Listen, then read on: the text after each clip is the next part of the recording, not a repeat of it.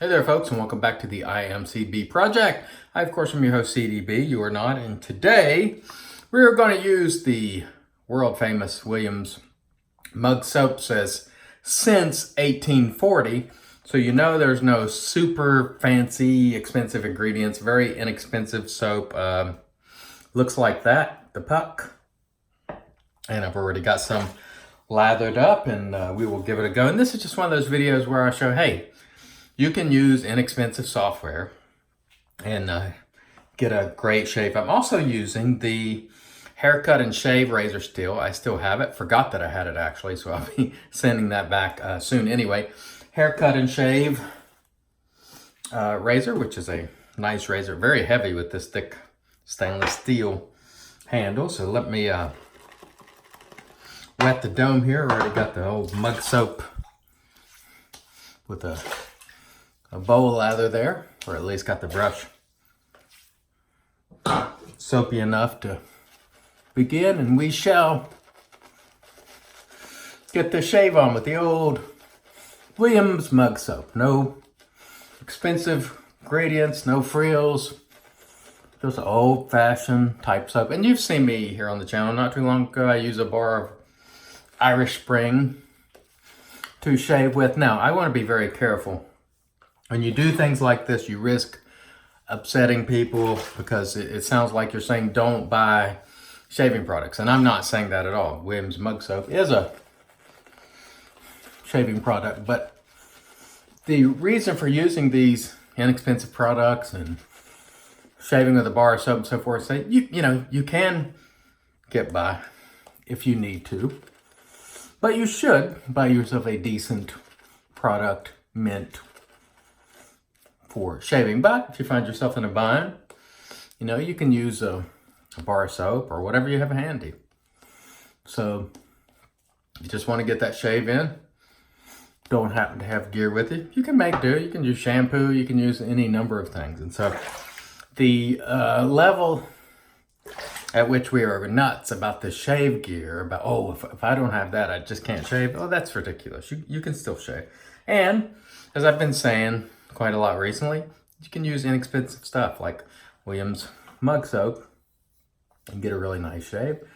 We are again using the, I always forget the name, Haircut and Shave Company razor, which is really quite smooth. I've had really good shaves out of this razor, no question whatsoever. This handle, as I've said in previous videos, is a little too hefty for my taste, so I would swap the handle if it were my razor.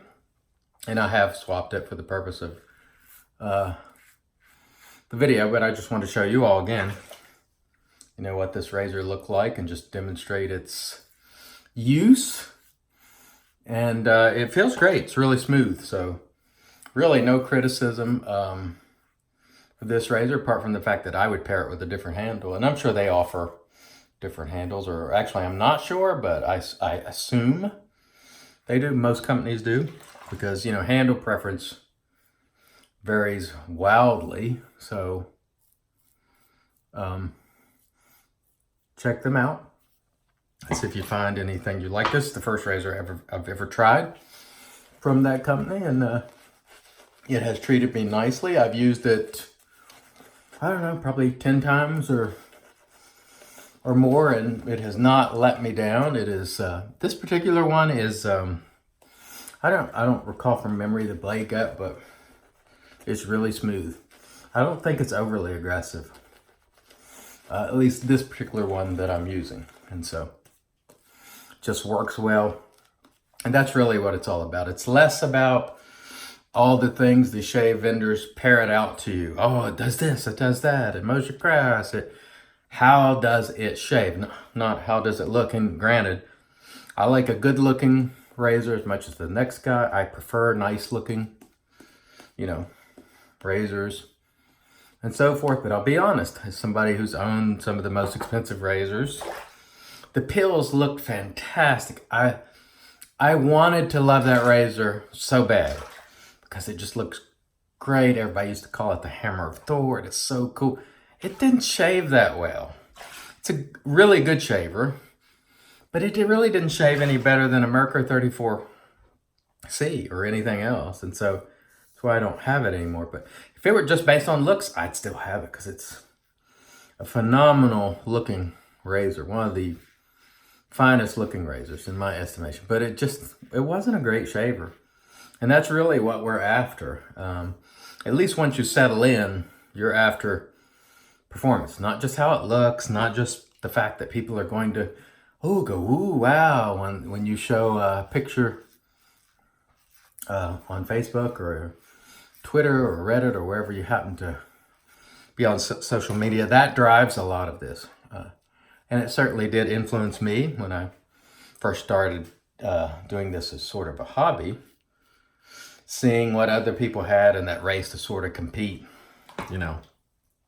it was sort of part of my experience. And now some years later, I'm like, you don't really need all that. If you, again, if you can afford it, great, go for it. But if you're a working class person and you're just looking to make the most of your purchases, then, just keep your eye out for some of this budget gear. And this is not in the realm of budget gear, I do not think. I can't recall what this costs, but it's not an inexpensive razor. It is a good shaver, I will tell you that. And so, you can take that into consideration. I'm not nearly as hard on spending what we call premium money on hardware as I am software. And I know I'm a broken record and people, I'm tired of him. All he does is talk about expensive software. Well, again, every video, there are new viewers coming along and emailing going, thanks, I appreciate your channel. I just happened along. And the only thing I ever saw, or mostly, unless you went to Mike Baker or a handful of other guys, where people just going, you gotta buy the latest and greatest everything. And this one is 10 times better than the last razor. And, now that said, I think there are people who are budget minded who do videos. I'm not watching a lot of videos anymore, so I don't know really, who's out there advocating for just buy everything you see versus, but I know in the past, most people, self included, were advocating, you gotta have, this is great, this is great. You have to settle in, give it some time, and you will come down to earth. Unless you're just an extreme hobbyist who just, and there are people like that. And so a lot of people just they're into photography. So they enjoy setting up their gear and taking that photo, and people will look at those pictures and go, wow, I did. And so I did shave of the day. So I never did them very well, the photos. I never put a tremendous amount of effort in, but I did put some effort in. And after a while, it just feels like a chore. And anything that begins to feel like a chore, and it's not fun, it's not worth doing, as a hobby. And so that's why I stopped doing shave of the days and all that kind of stuff, and sort of withdrew a little bit from some of the social media groups. There's so much bickering for one, and it's just like, there's bickering can be found anywhere. I'm looking for a group of camaraderie, and there's still some great groups. Razor and Brush being one, Shave the Man, and I'm not excluding other groups that that I'm not a member of deliberately. I'm just saying there's still plenty of good groups, but even in the good groups, there's a lot of bickering, and administrators are constantly having to deal with folks because folks just don't know how to behave in some cases. And no matter how many times you tell them, all right, tone it down, let's not try to provoke each other, they do. And it just gets old, and it's just like, man, I just wish it could be civil, and most times they do a good job of reining that in. So anyway, that's kind of the reason for me. And plus I just had a lot of stuff to deal with, and I just didn't have time to engage, both at work and home and everywhere. And so just sort of find other outlets and still try to make the videos, still try to remain connected, to folks as I can. But just the daily grind of the shaving community. And it's crazy. If you're just the first time you've ever seen one of my videos and you're not a shaver, you're like, what's he talking about, shaving community? People would think you're insane. If you walk down the street and told someone, I paid $400 for a razor. They'd go, are you mentally ill? And I'm not making light of mentally ill people or anything like that. I'm just saying they would assume something is wrong with you. So this is a different kind of hobbyist venture. And people are like, what? He makes videos about shaving. Well, that's why I've tried to expand into other things because, I just don't want to talk about shaving all the time. I certainly do a lot of the time, with you viewers. But I have other interests too. And so shaving just happened to start the channel. But I want to talk about other stuff too. And I'm sure many of you can relate. Anyway, as you can see, we use Williams Mug Soap. Inexpensive, works just fine, folks. The recurring message: do not be bamboozled and hoodwinked at the promises that spending way more on software will deliver way more. It very likely, in a lot of cases, will deliver more. But when they say way more, not going to be 10 times better than Muggs shaving soap or 20 times. A couple of times, maybe, at best. You can get a good shave on bargain software. All right, just take my word for it. You can. The haircut and shave, and let's show the box once again.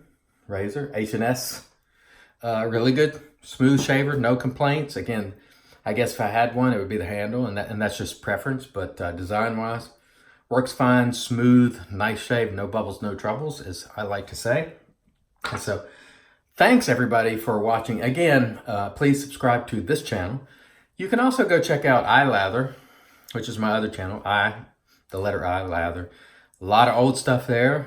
Everything new is here. I'll just be putting up whatever. But thanks for watching. Share it with a friend if you enjoy the content. Hit the social media down below in what we call the description. Sometimes you have to hit a little arrow.